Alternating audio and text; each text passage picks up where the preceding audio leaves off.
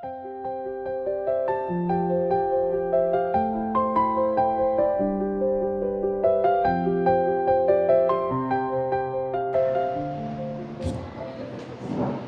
a continuar leyendo en el libro de Jonás.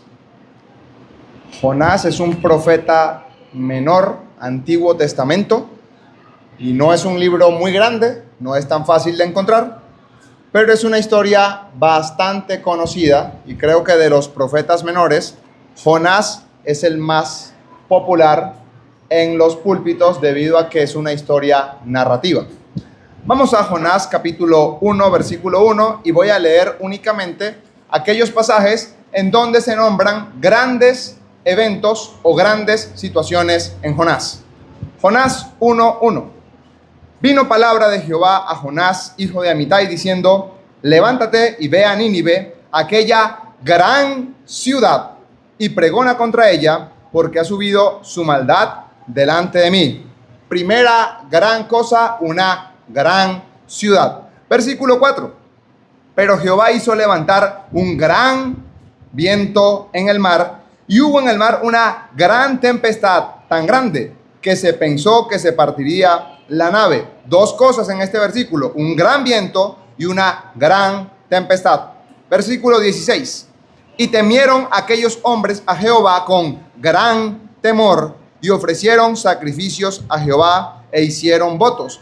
Un gran temor en aquellos marineros. Versículo 17. Pero Jehová tenía preparado un gran pez que tragase a Jonás, y estuvo Jonás en el vientre del pez 3 días y 3 noches. Capítulo 4, versículo 6. Y preparó Jehová Dios una calabacera, la cual creció sobre Jonás, para que hiciese sombra sobre su cabeza y le librase de su malestar. Y Jonás se alegró grandemente por la calabacera. Sexta, alegría grande.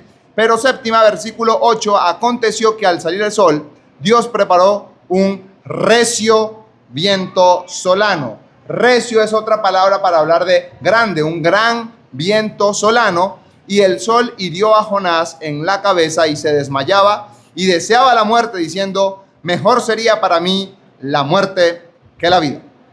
Ahora bien, estas 7 grandes situaciones en Jonás nos ayudan a nosotros en nuestra vida a entender que también pasamos por grandes situaciones y a saber que tenemos que controlar esas situaciones y hacer lo que Dios manda. En primer lugar, una gran ciudad. Y Jonás tiene como comisión: Jonás, levántate, ve a Nínive, aquella gran ciudad, y pregona contra ella lo que yo te voy a decir.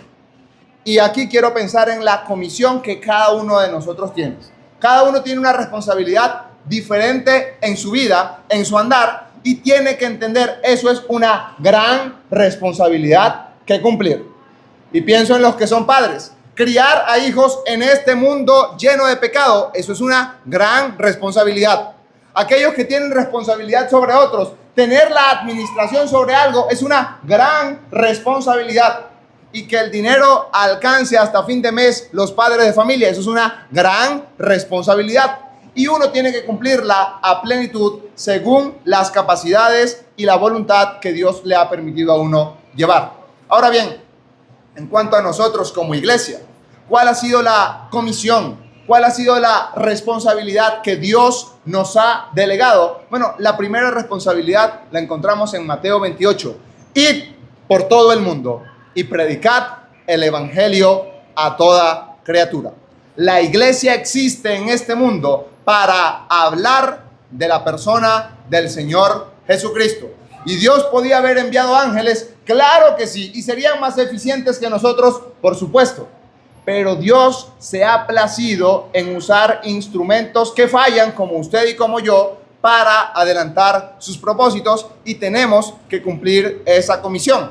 A veces lo hacemos intencional y voluntariamente. Bueno, yo voy a ir a tal sitio y voy a aprovechar la oportunidad para hablar del evangelio.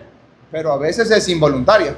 A veces te llaman y dicen: ¿puedes venir a hablarme del Señor? ¿Puedes venir y escucharme un momento y a ver qué dice la palabra de Dios de esto? A veces ni lo planeamos, ni lo planificamos, y estamos como Jonás en medio de una responsabilidad. ¿Y qué vamos a hacer? Tenemos el deber de asumir la gran responsabilidad que Dios nos ha encomendado y de cumplir sus propósitos. Pero ahora bien, la iglesia está acá para adorar a Dios. Y si bien es cierto, vamos a adorar a Dios en la eternidad, diferente a la predicación, más nunca vamos a volver a predicar el evangelio. Cuando nos vayamos de este mundo, se acabó la oportunidad para el creyente de predicar, pero la adoración sí continúa. La verdad es que en este mundo es diferente. En este mundo podemos ver al Señor Jesús a través de un velo. Nosotros no le contemplamos firmemente, no podemos ver su rostro. Lo vemos a Él a través de las Escrituras, lo vemos a Él a través de la vida que nos ha dado. Pero la verdad es que tenemos que decir, como la reina de Sabá, que aún no se nos ha contado ni la mitad de la persona del Señor Jesús. Pero llegará el día en donde, como dice el poeta, cara a cara, espero verle más allá del cielo azul. Y allá en aquel lugar yo veré al Señor Jesús. Podré adorarle como nunca lo he hecho en esta vida. Gran responsabilidad tenemos que cumplir.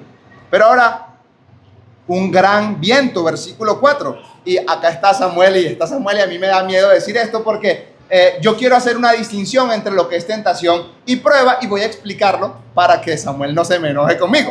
Entonces, gran viento, estoy pensando en grandes tentaciones en la vida. A veces se levantan vientos en la vida que el propósito es sacar lo peor de nosotros, sacar qué tan pecadores, qué tan hundidos somos nosotros, vendidos al pecado. Y la tentación busca sacar eso malo que hay en cada uno de nosotros. Y un hombre, el Señor Jesucristo, habló que cualquiera que mire a una mujer ya adulteró con ella en su corazón. Ese mirar es con deseo sexual, evidentemente. Pero entonces, eso es una tentación. Va a sacar lo peor que hay dentro de este viejo hombre que está viciado con el pecado que aún mora en mí. Y ahora, eso negativo puede ser contraproducente para la vida cristiana, para la comunión que yo tengo con mi Señor. Y el Señor manda a Jonás, vaya y predique a Nínive, y él se va al lado contrario, literalmente al lado contrario, toma un barco, y Dios, que es el Dios creador del cielo y de la tierra, para él no es problema levantar una tempestad en el mar para que Jonás sepa quién es Dios y demostrar que ese profeta no está haciendo la voluntad de Dios. Mientras los marineros están tratando de remar en contra de la tormenta, Jonás está dormido abajo. Lo van a despertar. ¿Qué tienes tú, dormilón? Y van a echar suertes y se dan cuenta, Jonás es culpable de esta tempestad. Esta no es cualquier tempestad. Esto es producido por alguien, y ese alguien es Jonás. Jonás es responsable de todos estos efectos. La tentación busca sacar lo peor que hay en cada uno de nosotros. Pero ahora también hay una gran tempestad, y la gran tempestad hace que los marineros reflexionen. Esta tempestad no es normal. Ellos, que eran expertos en el mar y en cómo poder remar en medio de aguas turbulentas, sabían, esto no es producto de la atmósfera o el ecosistema, aquí hay algo más. Y esa gran tempestad me hace pensar en la necesidad que tenemos nosotros de reflexionar en la vida. Y no sé si le ha pasado, pero pasa una cosa y otra y otra y otra. ¿Y será que el Señor me quiere decir algo? O voy leyendo la Biblia y fijo, el Señor dirige mi mirada hacia un evento y paso a la página y otra vez hacia un evento muy parecido y paso a la página y nuevamente a una situación bastante similar. ¿Será que Dios está hablándome a mi corazón? ¿Y será que Dios está de alguna manera comunicándose conmigo para que yo reflexione en la vida? Estos hombres sabían, esta tempestad no es normal. Hay un responsable y echan suertes. Y la Biblia dice que se echa suerte en el regazo, pero la decisión es de Jehová. Y es Dios quien hace que la suerte se vuelva en contra de Jonás. Y Jonás tiene que decir, yo sirvo al Dios que hizo los cielos y la tierra y todo lo que hay en el aire. ¿Es en serio, Jonás? ¿Tú estás escapando del Dios que hizo todo en la misma creación de Dios? Tú te metiste en ese lugar sabiendo que Dios podía levantar una tormenta en medio del mar. Y es así como Jonás entra en reflexión y se da cuenta, yo no voy a arriesgar la vida de estos hombres a causa de mi vida. Y cualquiera diría, uy, qué piadoso Jonás. Jonás de verdad está colocando su vida por otros que lo echen al mar para que los marineros vivan.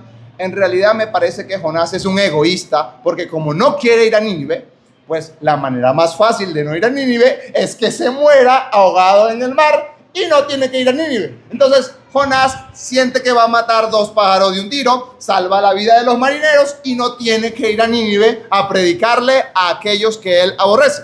Entonces Jonás es echado al mar, el mar se aquieta, y cuando el mar se aquieta, los marineros, versículo 16, tuvieron gran temor.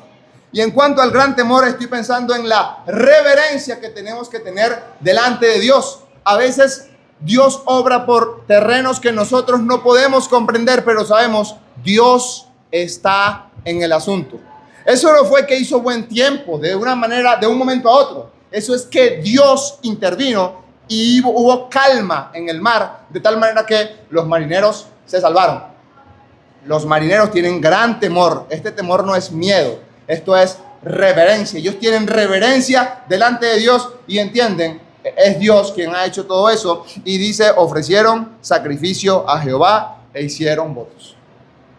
Que la vida que vivimos sea suficiente para nosotros obedecer a Dios, ofrecerle votos, llegar a Él postrados en gratitud por lo que Él ha hecho y reconocer que Dios tiene control de todo. La necesidad en nuestra vida de reverencia. Y ahora voy con la otra parte que Samuel me incomoda un poco. Había hablado de la tentación, pero ahora, versículo 17, Dios tenía preparado un gran pez. Y aquí quiero hablar de la prueba. Pienso que la prueba tiene el propósito de sacar lo mejor que hay en cada uno de nosotros. Usted coloca el oro en el fuego y la escoria es quemada y el oro es purificado y sale el oro mejor que antes de haber estado en el horno. Ahora bien, Dios es soberano y Dios no deja que Jonás se muera en el mar. Se lo traga entero un pez y el pez es tan grande que aún dentro del vientre del pez hay aire para que Jonás pueda respirar, y Jonás está vivo en el vientre del pez. Y a pesar de que Jonás no se arrepiente, porque en capítulo 2, que es su oración a Dios, no hay un arrepentimiento como tal, sí confiesa ciertas cosas en relación a Dios, como por ejemplo versículo 9, la salvación es de Jehová. Y si hay algo importante en la vida es reconocer para aquellos que no son salvos, que la salvación es de Jehová. Una iglesia no tiene los derechos reservados en cuanto a la salvación. Una persona no tiene los derechos reservados en cuanto a la salvación. La salvación es de Jehová. Y si hay un capítulo que demuestra que Jonás conoce a Dios, que Jonás invoca a Dios, que Jonás tiene una comunión con Dios, es este capítulo 2. Dentro del vientre del gran pez, Jonás sacó lo mejor de sí. Una prueba buscaría sacar lo mejor que hay en un creyente. Pero ahora bien, Dios utiliza ese pez como submarino. Y ese pez transporta a Jonás a una playa, el pez lo vomita y Jonás tiene que ir a Nínive a predicar lo que Dios le mandó. Jonás va a Nínive y predica que de aquí a 40 días Nínive será destruida.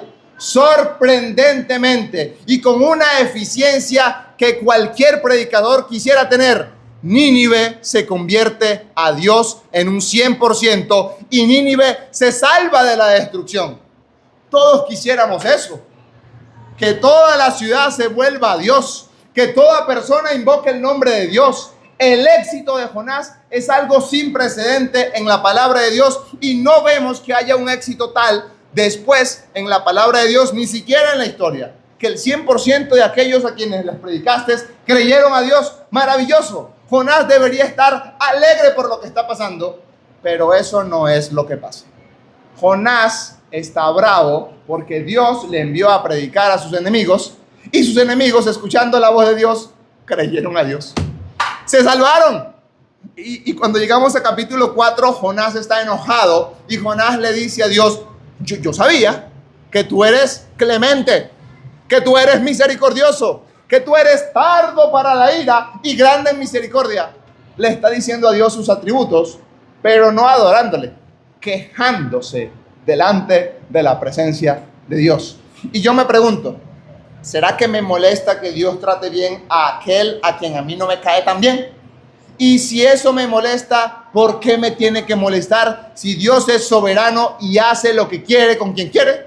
Aparte, la Biblia dice, amarás a tu prójimo como a ti mismo. Jonás no tenía ninguna razón para molestarse. Antes bien debía estar alegre del éxito de la evangelización que había tenido en Nínive por medio de él, hecha por Dios. Pero ahora, Jonás está a las afueras de Nínive. Nínive se salvó. Él quiere ver que caiga fuego del cielo como en Sodoma. Eso no va a pasar en Nínive. Y como hay sol, Dios permite que crezca un pequeño árbol. No es tan grande, una calabacera. Sabemos que tienen hojas grandes y eso genera bienestar en Jonás. Jonás capítulo 4 versículo 6 se alegró grandemente por la calabacera. Y ahí estoy pensando en las bendiciones que vienen de parte de Dios. Las bendiciones que vienen de parte de Dios no nos las merecemos ninguno de nosotros. Si usted pretende hacer algo para ganar el favor de Dios, usted está equivocado. Jonás se está portando mal y Jonás acaba de hablar con Dios airado porque él no quiere que Nínive se salve. Y en medio de esa situación tan polémica en donde Jonás no está de acuerdo con Dios, Dios lo bendice. Y Dios le da una calabacera para que se quede tranquilo. Y dice la Biblia que Jonás se alegró grandemente. Y a veces no entendemos los planes de Dios. Dios con algo muy pequeño puede hacer que nosotros sintamos gran bendición. No era un super lugar en donde Jonás podría estar feliz de la vida con una gran sombra. No, una simple calabacera Dios le dio. Y con eso Jonás se alegró. ¿Se lo merece Jonás? No se lo merece. Jonás merece que le caiga un rayo del cielo por su conducta y por su agresión en contra de la voluntad de Dios. Pero Dios es bueno y para siempre es su misericordia, como escuchábamos temprano. Y Jonás recibe la bendición de Dios no por lo que es, sino a pesar de lo que es. Y no por sus justicias, sino por las misericordias de Dios que son nuevas cada mañana. Es su misericordia quien nos permite estar aquí. Es su misericordia quien nos permite tener lo que nosotros tenemos. No hemos sido nosotros, siempre ha sido Dios detrás, yendo hacia nosotros, a pesar de que nosotros no merecemos ese favor. Si Dios nos ha dado tanto, es porque Él así lo ha querido en su grande y soberana voluntad. Pero ahora, versículo 8. Un recio viento solano, Dios manda un gusanito, así como envió un gran pez para que se tragara al profeta, envía un gusanito pequeñito para que se coma la calabacera se seca, Jonás se pone otra vez bravo, el sol le pega, Dios envía un gran viento, un recio viento solano, y él dice, me enojo mucho, mejor me sería para mí la muerte que la vida. Y es ahí donde Dios empieza a hablar con Jonás. Dios le dice, bueno, tienes tu misericordia de esa matita que en un día nació y en un día se secó, y yo no tengo que tener misericordia por Nínive entera, en donde hay muchas personas que ni siquiera saben discernir entre su mano derecha y su mano izquierda. Dios es mucho más bondadoso y a pesar de que el profeta se ha portado mal, Dios en su escuela enseña a su profeta los propósitos por los cuales hizo lo que hizo. ¿Tiene Dios que darnos explicaciones a nosotros? No. Pero a veces Dios nos quiere dar explicaciones para que entendamos su poder y su obra en medio de nosotros. ¿Y de qué me habla este recio viento solano? Pienso que me habla de la transformación que tiene que suceder en la vida. Ojalá, y no lo dice la Biblia. En realidad la Biblia termina con una pregunta. ¿No tendría yo que tener misericordia de esto? ¿Qué habrá respondido Jonás? Ojalá Jonás haya cambiado y haya transformado su vida de tal manera que haya entendido, Dios, tú tienes razón y yo he sido un pecador. Pero ¿por qué Jonás queda incompleto? ¿Por qué Jonás termina con una pregunta? Bueno, porque es que esa pregunta es para usted y es para mí. ¿Me enojo yo con lo que Dios hace en bendición con el otro y no conmigo? Bueno, yo tengo que aprender en la disciplina de Dios, a alegrarme, sea cual sea mi situación. Pablo decía, sé vivir en abundancia y sé vivir humildemente. En todo estoy preparado porque es Dios quien provee absolutamente todo. Y ahora bien, ¿siento envidia por la bendición que tienen los otros o me alegro de la bendición que Dios derrama sobre los otros? Ahí es donde hay que ver en Jonás un espejo en donde yo me puedo mirar y sentir, ¿será que estoy siendo transformado por la palabra de Dios y me alegro con lo que Dios hace? ¿O de verdad no estoy siendo transformado y el pecado que mora en mí hace germinar lo peor que hay en cada uno de nosotros? Y termino con esa palabra transformación, porque esa palabra, aunque en nuestra excelente versión Reina Valera no la tenemos en español, cuando Jonás dice de aquí a 40 días Nínive será destruida, esa palabra que en esta versión se traduce destruida, el énfasis es más bien transformada. Y parece que Jonás quería ver a Nínive transformada, vuelta unas ruinas enteras. Esa era la intención de Jonás. Pero ¿qué hace Dios con esa palabra? En verdad Nínive fue transformada en 40 días, porque Nínive cambió de ser pecador a ser convertido a Dios. Cambió totalmente la postura y la intención de Nínive con respecto de Dios. Ahora bien, si Nínive fue transformada, ¿será que el profeta Jonás fue transformado? Me pregunto, no lo sé, pero quizás sea usted y sea yo quienes tenemos que responder esta pregunta. Ante la palabra de Dios, ante la voluntad de Dios, ¿tenemos el deseo de ser transformados de gloria en la misma imagen de Cristo? ¿O tenemos el deseo de seguir viviendo con ese viejo hombre viciado en nuestro corazón? Queda entonces para cada uno de nosotros la necesidad de responder a la pregunta que Dios hace en cuanto a Jonás. ¿No debía yo tener misericordia, Jonás? ¿Sí o no? De modo que eso nos ayude a vivir cada día como mejores cristianos y a considerar una aproximación diferente en cuanto a el libro de Jonás y sus 7 grandes situaciones. Vamos a orar. Padre, en el nombre del Señor Jesucristo, queremos llegar delante de tu presencia muy agradecidos por tu inmensa bondad. Has sido tú quien ha querido rescatarnos de nuestra vana manera de vivir y has sido tú quien ha obrado en nuestros corazones para que resplandezca la luz del Evangelio de la gloria de Cristo. No somos perfectos. No tenemos todavía la redención de nuestros cuerpos, que la anhelamos. Pero mientras el Señor regresa, rogamos a ti para vivir fielmente y para vivir conforme a lo que tú has prescrito en tu palabra en cuanto a nuestra vida, en cuanto a nuestro propósito y en cuanto a nuestro andar. Nos encomendamos delante de tu presencia y dejamos el día en tus manos, no dejando de rogar por la iglesia en este lugar, el cuerpo de Cristo que tú has congregado en este sitio, a fin de que cada uno de nosotros pueda ser bendecido, prosperado y ser útil a ti por medio de lo que tú tienes a cada uno de nosotros. Nos encomendamos en tus manos en el nombre del Señor Jesucristo. Amén. Vamos a terminar cantando un coro al final del himnario, el coro 65.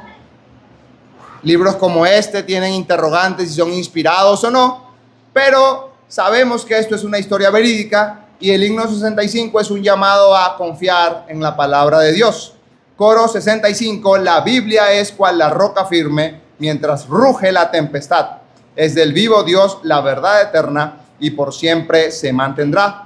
La Biblia es cual la roca firme, es palabra fiel e inconmovible, es la base que mi fe necesita y la creeré. 65 y quedamos despedidos. La Biblia es cual la roca firme mientras ruge la tempestad. Es el vivo Dios la verdad eterna y